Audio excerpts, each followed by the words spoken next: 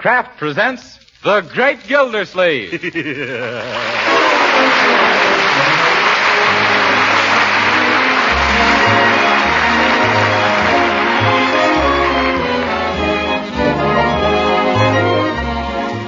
Each week at this time, Kraft presents from Hollywood, California, Harold Perry as The Great Gildersleeve, written by Leonard L. Levinson.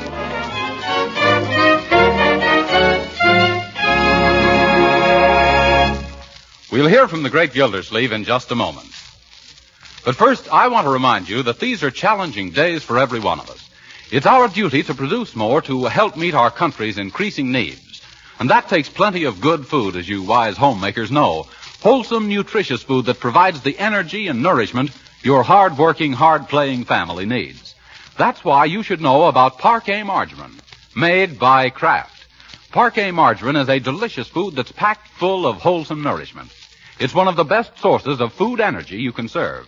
And important to you housewives who know how essential vitamins are, every pound of Parquet Margarine contains 9,000 units of vitamin A, making it a reliable year-round source for your whole family. What's more, Parquet is the margarine with the delicious flavor, whether you use it at the table for baking or for pan frying. So why not give your family the benefit of this grand-tasting, nourishing food? Tomorrow, ask your dealer for a pound or two of economical Parquet Margarine, made by Kraft. Just ask for Parquet, P-A-R-K-A-Y.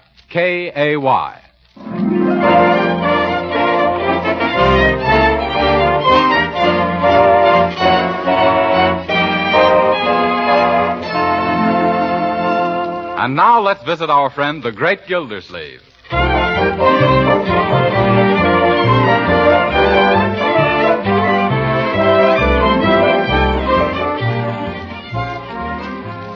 Come on, wake up, Judge Hooker. Pay attention to your checkers. It's your move. I know it, Gildersleeve. I was merely studying the board. What, with your eyes closed?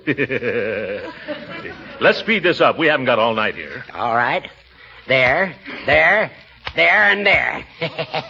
Now crown me. I'd love to, but I haven't got anything to do it with. Hooker, I don't see how you keep beating me, honestly. In fact, I don't think you do, honestly. Gildersleeve, you're a pushover. You couldn't win a game from a backward baboon with a dozen checkers up your sleeve. I could, too. I wouldn't need a dozen checkers. I'll show you, Hooker. Set 'em up again and pull in your belt.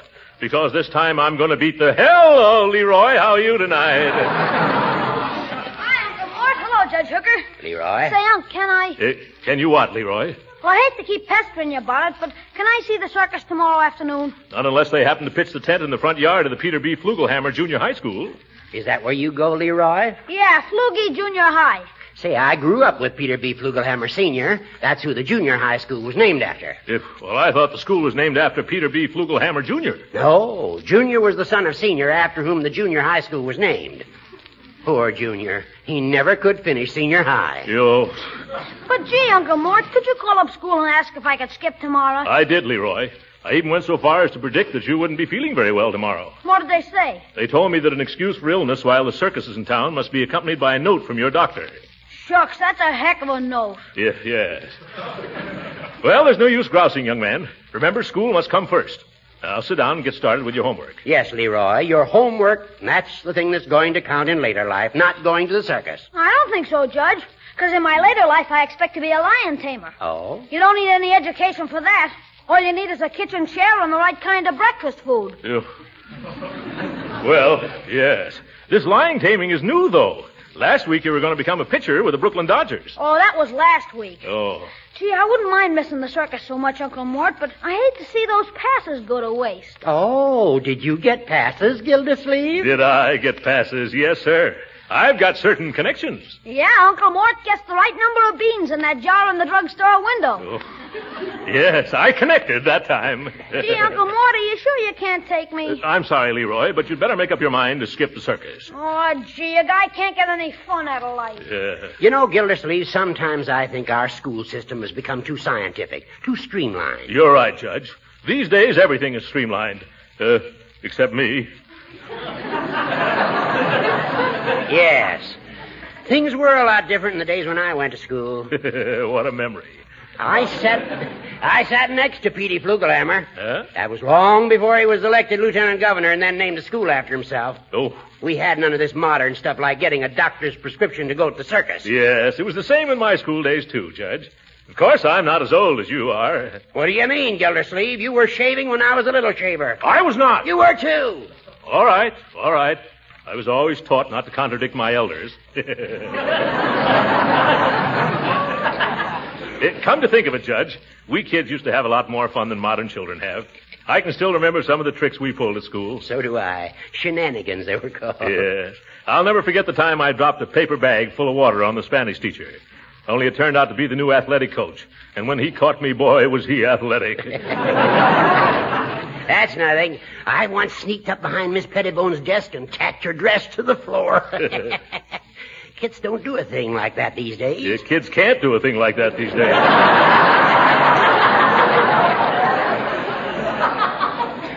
Say, Judge, did you ever put eggs in the principal's umbrella? No, did you? Uh-huh. I had my own hen, and I saved eggs for a rainy day. I can still see him lifting that umbrella over his head. Well, I put alum in the water pitcher at our graduation exercises. Oh, that's a peachy stunt. What happened? I didn't graduate. Ah, yes, youth. Sometimes I wish I were a kid again, just so I could pull a few more of those cute little innocent juvenile pranks. Well, they're a thing of the past. Yeah. I never hear of kids doing those things these days. Not enough imagination, I guess. That's right. You know, I remember when a dog and pony show came to our town, and all us kids made up our minds to go. You know how we got the afternoon off? No, how? Well, I climbed up on the schoolhouse roof and stuffed my coat into the chimney. Boy, I wish you could have seen that smoke pour in and those kids pour out. Guilty, I'll bet you worked hard. Oh, that wasn't anything. Did I ever tell you about the time we smuggled the horse up in the bell tower at college? Gee, no, Uncle Mort. Tell us about it. Well, I borrowed this. Leroy, I didn't know that you were still here. Sure, you told me to do my homework. Say, did you ever do any homework, Uncle Mort? Stacks of it. Gee, when did you find the time? Didn't it interfere with your jokes? Now see what you've done, Gildersleeve, giving the boy a wrong impression of our childhood. Me? You started it, tacking teachers' skirts to the floor. And you, a Superior Court judge. Aren't you ashamed? Well, how about you, egging the principal on and trying to brain everybody with bags of water? What do you mean, everybody? Just our Spanish teacher, Miss Olafson, that's all. Now, Leroy, don't get us wrong. Judge Hooker and I were merely reminiscing about an era that doesn't exist anymore. I'll say it doesn't. You couldn't get away with those corny gags today. Those gags weren't corny, Leroy. They were mighty clever. Huh? Oh, yes. They were terrible. The big kids made me do them. I'm ashamed of myself. Aren't you, Judge Hooker? Yes. I was a bad boy. You see, Leroy? Gee, you two treat me as if I was 12 years old. You are 12 years old, Leroy. Sure, I know it, but I don't like to be treated that way. Yeah.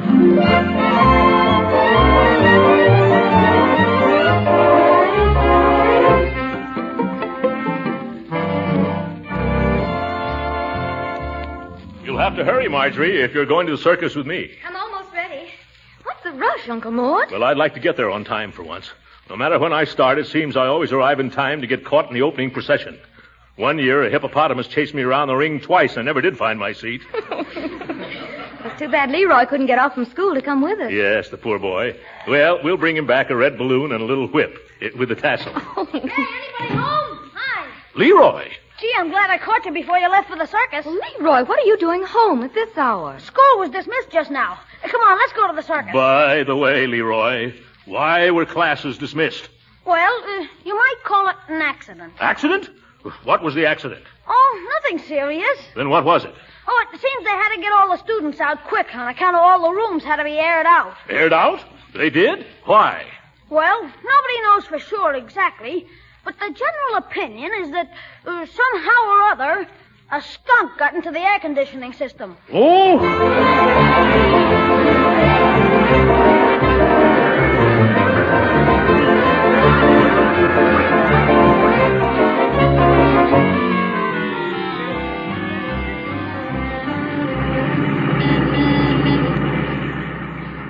Wasn't that circus swell? The best I've ever seen. How did you like the fellow who did the swan dive into the tank of burning gasoline, Uncle Mort? I liked him, but I don't think Secretary Ickes would. Leroy, there's something that's been troubling me.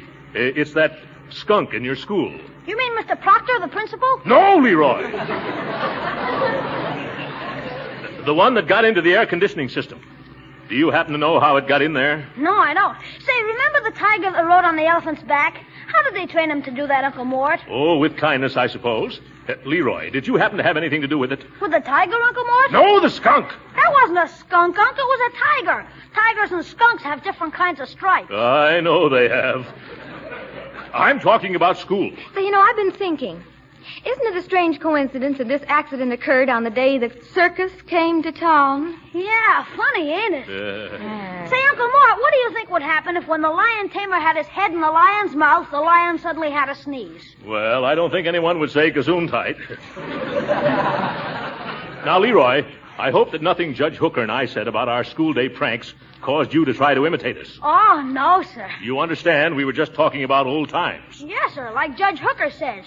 That's about all you old-timers have got left. Your memories. Yeah. What did you say?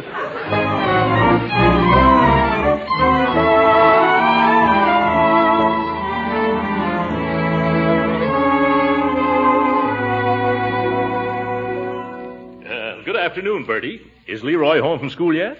Well, let me look in the refrigerator. No, sir. Did you expect to find him in there? No, but I can tell if he's here by what ain't. Well, maybe he wasn't hungry this afternoon. That boy, why, he's nothing but appetite held together by skin and bones.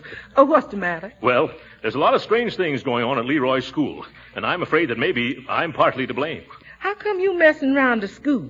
Is you one of them pants teachers? No, it's just that Judge Hooker and I were talking about some little pranks we used to play when we were in school. Little harmless things, Uh-huh. Well, Leroy happened to overhear us, and now I'm afraid he's showing us the modern versions with the chromium trimmings. Uh-huh. What makes you think little Leroy's doing fumadiddles? Well, did you read the afternoon paper? No, sir, it never gets to me till the following morning. Oh, yes. Well, I've got it right here. Listen to this. Juvenile joker startles school. Police were called early today to investigate a large, stout lady's body seen suspended from the window of Principal Pulteney Proctor at Flugelhammer Junior High School. Oh, who was it, Miss Proctor? Yes. No, listen. Closer inspection revealed that the body was a dummy, stuffed with old football pads, wearing a green and purple silk dress, size 48. Green and purple silk? Size 48? Yeah. Sounds like my Sunday go-to-meeting dress. The one that was kidnapped off the clothesline last night. Yes, doesn't it? Well, what's my dress doing in the newspaper? I don't know, Bertie. Shh, Bertie, here comes Leroy. Do you think he did it? Shh. Afternoon, Uncle Mort. Hiya, Bertie. Say, is this your old dress? That's my new dress, Leroy, and what you doing with it? Why, Piggy Banks just gave it to me. He says the wind must have blown it over into his yard. He found it under a window. Young man, isn't this the dress that was hanging out of Mr. Proctor's window this morning? You mean on the dummy that was suspended from school? Well, how could it be if it belongs to Bertie? What do you think, Bertie? I ain't saying nothing. I'm only too glad to get my dress back without paying ransom. I'm going to hide it this time. Yeah. I don't know what to do. Look, Leroy, don't think of me just as your uncle and your guardian. Think of me as your pal, your buddy. Now, if there's anything that's troubling your little mind, why don't you just come right out with it? Well, okay, Unc. There is something that's been bothering me. I understand. Go right ahead, my boy. What is it? Well, how did you ever get that horse up into the bell tower at college? Oh!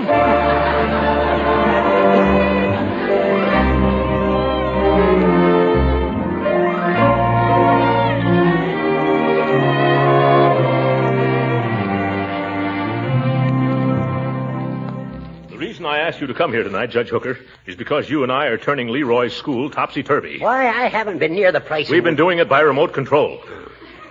Remember how we shot off our mouths in front of Leroy about our school day monkey shines? Yes, and say, I just remembered another one. Forget it.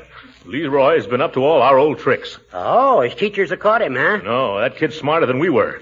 But we got to stop him from going on with him. Well, maybe if I gave him a little lecture. Hooker, you don't understand children. That wouldn't work at all. We've got to pretend we don't know what's going on. That shouldn't be hard for you to do. When Leroy comes in, that'll be our cue to start casually chatting about the evils of practical joking. Yeah. Subtle propaganda, you know. How about it, Hooker? We can try it. Too bad this whole thing had to happen. You know, Gildersleeve, it would never have started if you hadn't opened your fat face. Me?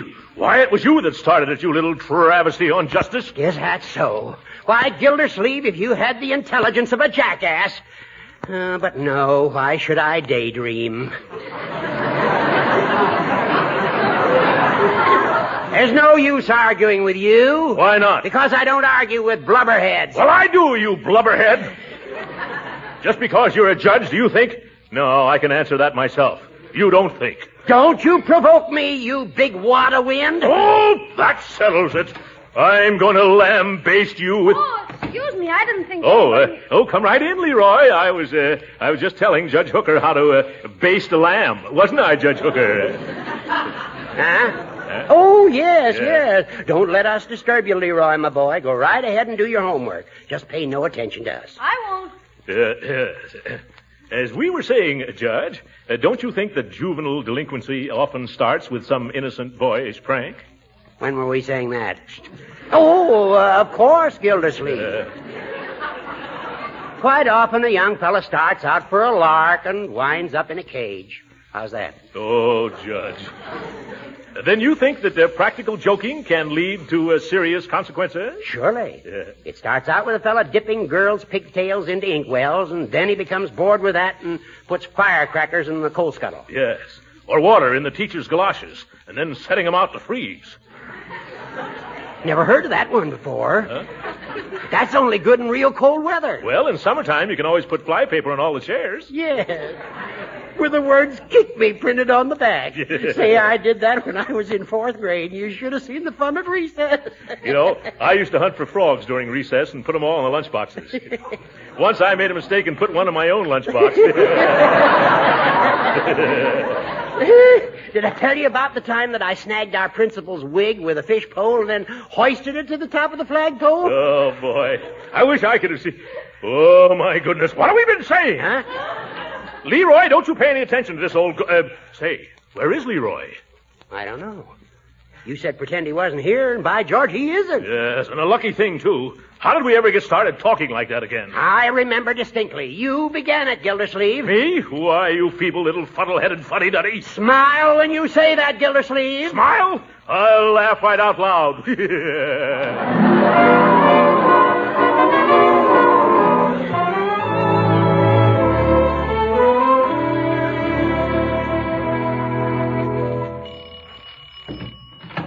Hello, Marjorie. Hello, Pierpont. I came to see Meatball. Who? Meatball.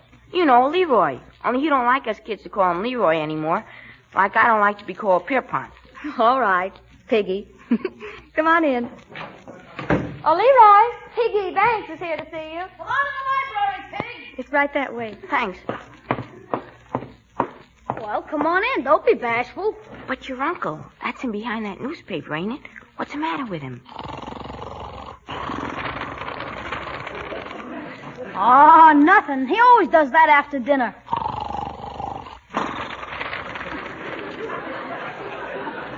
He's digesting his food. Oh. Ain't we going to disturb him? No, we had roast beef and potatoes for dinner. Nothing will bother Unc for another hour at least.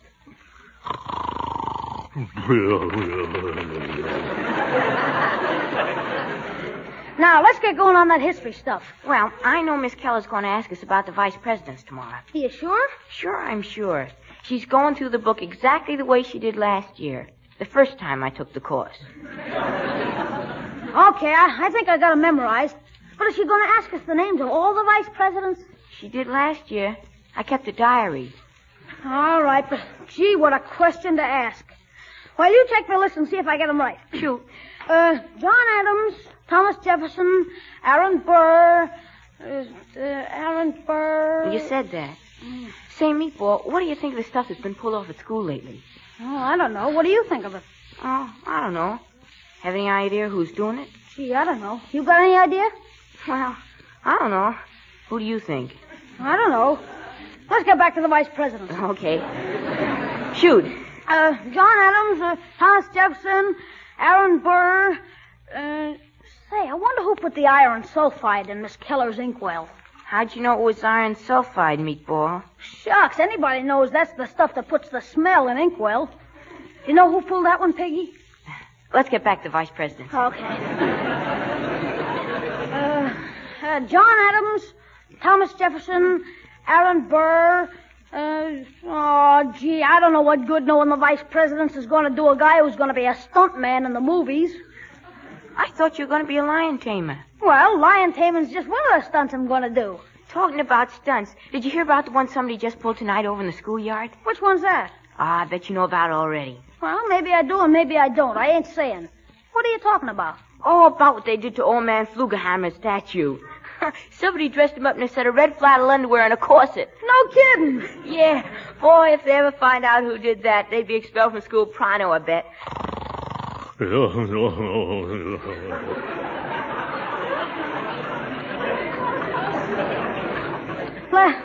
get on with the vice president's Pig. All right. Say, could I borrow a glass of water? We had corned beef for dinner. Sure. Come on out in the kitchen. I'll get it for you. Boy, wait till Mr. Proctor sees the willies on Flugie. Did I hear right? Red flannels and a corset on Flugie? Or was I just dreaming?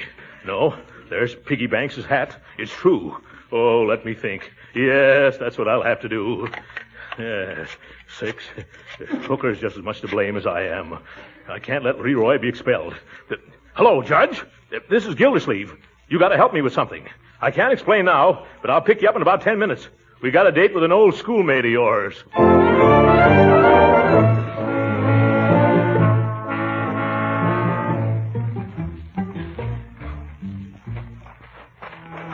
You sure this is the right part of the schoolyard? Why, of course. Not so loud, Gildersleeve. Oh. I'm a Superior Court judge.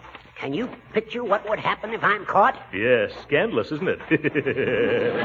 Oh, why do I let you get me into situations like this? Because you haven't got any more brains than I have. And where in the name of Goots and Borglum is that statue? Oop. Never mind, I found it. Yeah, that's Flugelhammer up there. Flannels, corsets, and all. Let's not hang around here all night, Gildersleeve. Come on, I'll boost you up. Well, wait a minute, I'll take this top coat off. All right. Yeah, there, that's better. All right, get down now. Upsy daisy. Oh, my poor back. You'll cave it in. Push my other foot up, Judge. I will if you take it out of my hip pocket. Yeah, there. Is that better? No. Ow, now it's in my ear. Well, in one ear, not the other. Gildersleeve, get up there. Yeah, okay. Uh-oh. What's wrong? Judge, do you notice a sudden cold wind?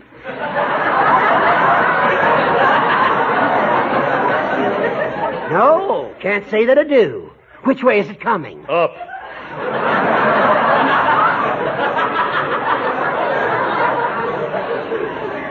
Judge, hold my feet so I won't fall. I got him. You're all right. Solid as a rock. No, you're holding Pete's feet. What? The flat-footed Flugelhammer. Yeah, that's better. Now I can get to work. I wonder where Leroy ever found this corset. Make it snappy, Gildersleeve.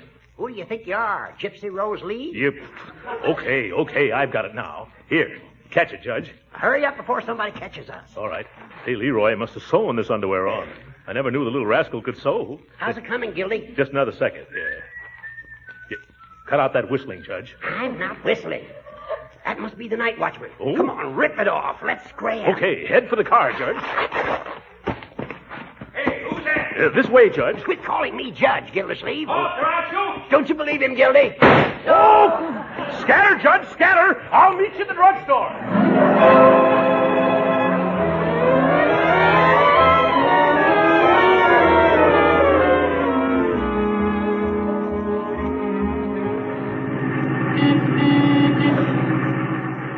I wonder why the principal sent for us, Uncle Mort. Well, now, you let me handle the whole thing, Marjorie. Do you think that Leroy might be in some trouble? Well, I didn't want to tell you, Marjorie, but your brother has turned his school into a midget version of Hellzapoppin'. Leroy? But he had such a fine record. He had, until he heard Judge Hooker and me brag about the foolish antics we performed as children. Oh, I hang my head when I think of it. And I'd like to hang the judges, too. Oh, now, Uncle Mort, it can't be that serious. No? Well, come on. You'll see. You know, after all, boys will be boys. Leroy is just a bit high-spirited. And what's wrong with that, sir? You were a boy once yourself, weren't you? Me? No. I was talking to the principal. Rehearsing, I mean. After you, my dear. Yes. Look at George Washington and the cherry tree. Just high spirits? Washington was a boy, too. We were all boys. Uncle, are you all right? Of course I am. No, I'm not. It's been a long, long time since I was called to the principal's office, but I still get that old feeling. Me too. Yeah. Well, brace up, Uncle Mort. Here we are. Okay, let's go in. Hope he doesn't make us stay after school, Marjorie. Mr. Proctor? Yes? I'm Leroy Forrester's uncle, and this is his sister, Marjorie. Well, I'm glad to see you two. I want to talk to you about that young man. Yes, I know, Mr. Proctor. Really, he's a fine boy at heart. I realize that. There's something I want to tell you. Sure, about. But you were a boy once yourself, weren't you, Mr. Proctor? Of course I was. You see, Marjorie, didn't I tell you? Mr. Proctor was a boy once himself. Probably high-spirited, too. Surely. Now about your nephew. I hope you're not going to be harsh with him. But why should I be, Mr. Forrester? Excuse me, my name's Gildersleeve. Throckmorton P. Gildersleeve. Glad to meet you, Mr. Did you say Gildersleeve? Yes. Did I say something wrong? That happens to be my name. And does that happen to be your top coat hanging on that hook? Where? Yes. How did it happen to get here? Last night, that coat with your name in it was found by our night watchman. Oh, my goodness. Excuse me. I just remembered a dental appointment. One moment. Here's something else that belongs to you. Your red flannel underwear and your corset. Corset? Why, Uncle Mort. I don't understand. Neither does Mr. Proctor. I understand only too well. Aren't you ashamed of yourself? A grown man. A big, fat, grown man. Going around at night putting union suits on statues. Uncle Mort, what is this? Now, can't you explain? Sure, if I can get a word in edgewise. Actions speak louder than words, Gildersleeve. It's a lucky thing for you that Leroy Forrester is your nephew. It is? Yes. I'd expose you in a minute, but I don't want to spoil Leroy's big day. Leroy's big day? Oh, what has he done now? That's why I sent for you. Today, he's going to be presented with the Chamber of Commerce Medal as the outstanding student in Flugelhammer Junior High School. What? Leroy? Well, I knew it all along.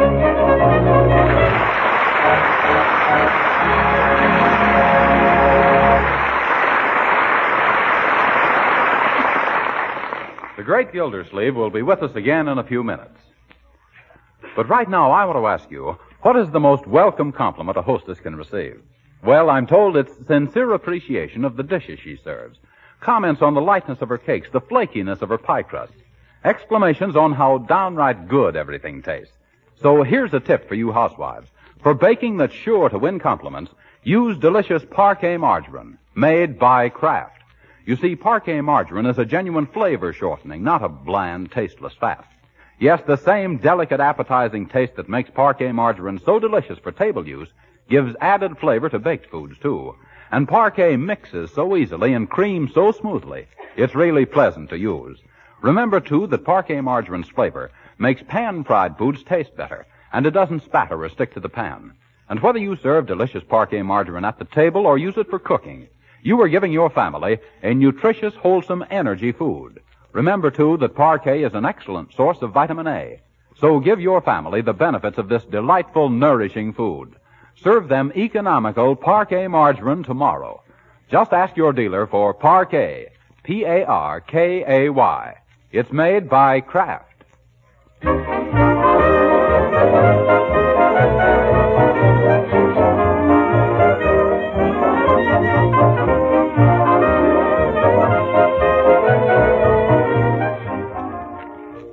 That's a beautiful medal, Leroy, and I'm mighty proud of you.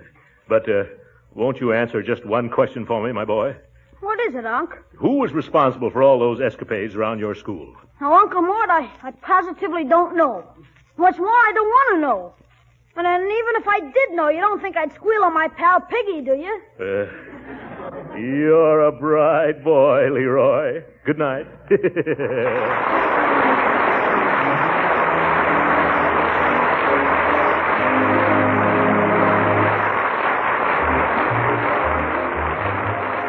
Original music heard on this program was composed and conducted by William Randolph. This is Jim Bannon speaking for the Kraft Cheese Company and inviting you to be with us again next week at this same time for the further adventures of the Great Gildersleeve. This is the National Broadcasting Company.